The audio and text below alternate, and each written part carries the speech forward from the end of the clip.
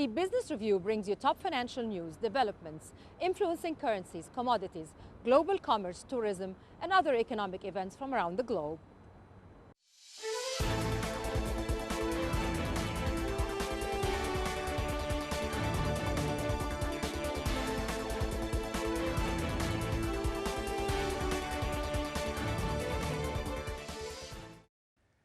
French shoppers have been flocking to the German border town of Kiel, concerned that it would be their last chance to stock up on cheaper German prices before new travel restrictions come into force. The French border region of Alsace will be on the German list of coronavirus risk areas along with the rest of France. One tobacco seller in Kiel said her shop had served 5 times as many customers as usual, with massive queues forming outside many businesses in the town.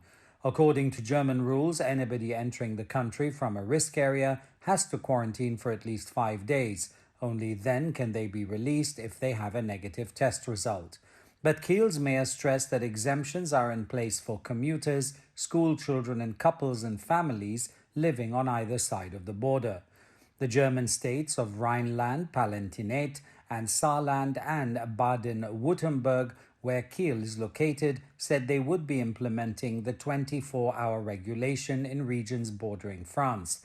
The regulation allows people to move freely across the border as long as their visit does not last longer than 24 hours.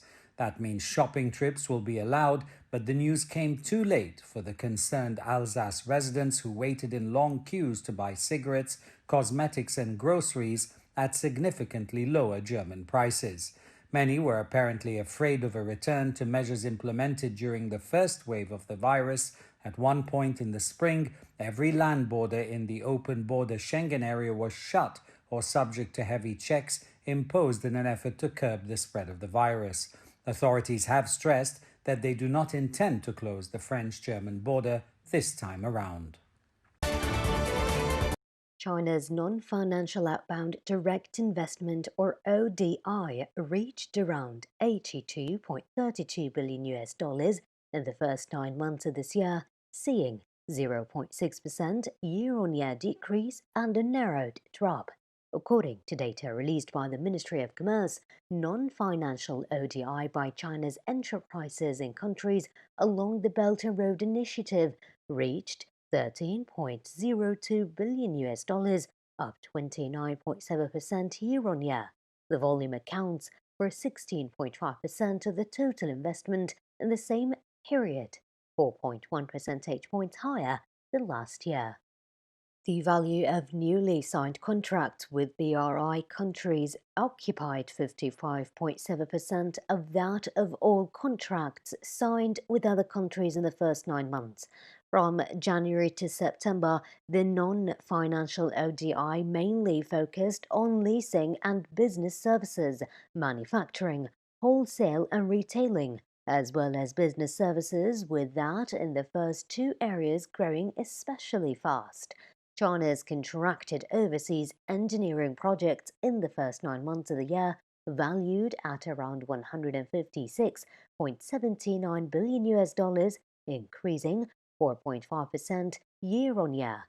Among the projects, 518 were worth over $50 million, including 301 over $100 million, 10 more than last year. Value of newly signed contracts covering construction, petrochemicals and hydro projects increased faster. By the end of September, China has 635,000 laborers working abroad. The UK Prime Minister Boris Johnson said it was now time to prepare for a no-trade deal Brexit, as the European Union has refused to negotiate seriously. A tumultuous no-deal finale to the United Kingdom's 5-year Brexit crisis would sow chaos through the delicate supply chains at the stretch across Britain, the EU and beyond, just as the economic hit from the pandemic worsens. The EU delivered an ultimatum. It said it was concerned by a lack of progress and called on London to yield on key sticking points or see a rupture of ties with the bloc from January the 1st.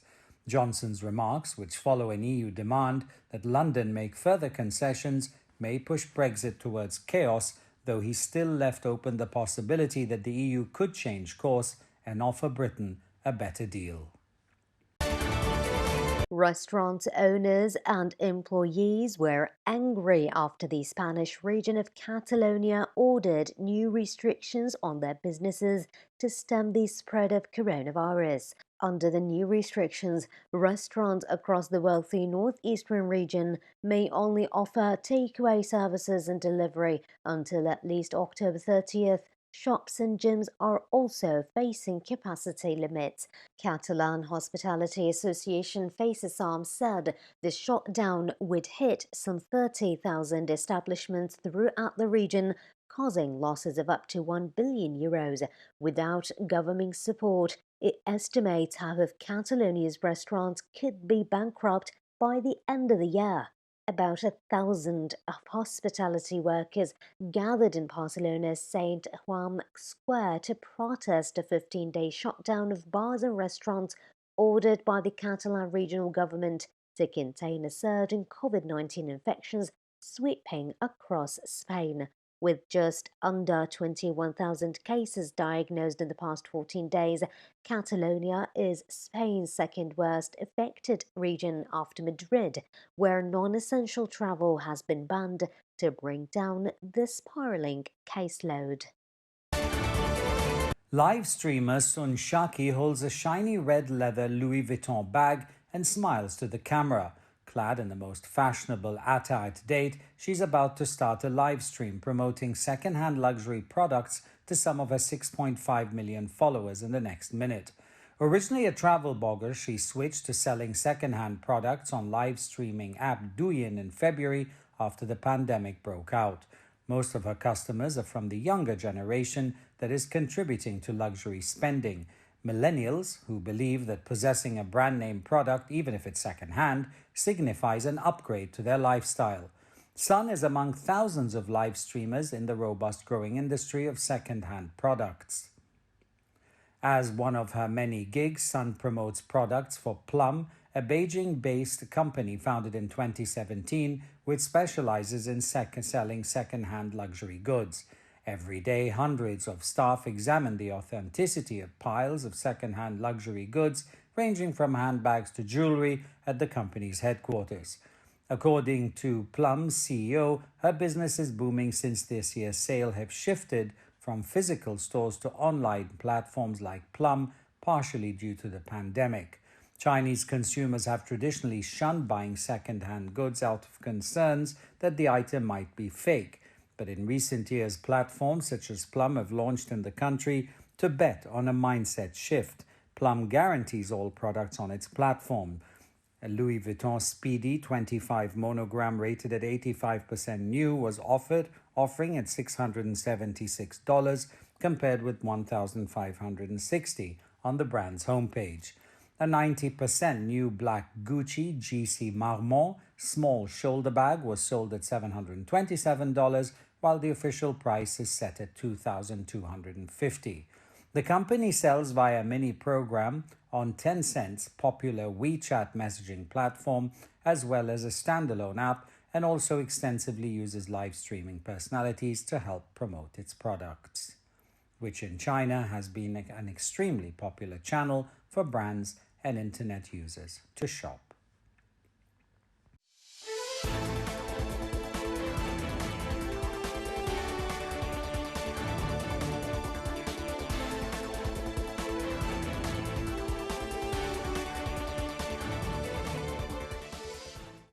This brings us to the end of this episode of Business Review. We hope to see you again tomorrow with news of stock markets, economic conferences, commodities, currencies, regional and international financial matters, and more.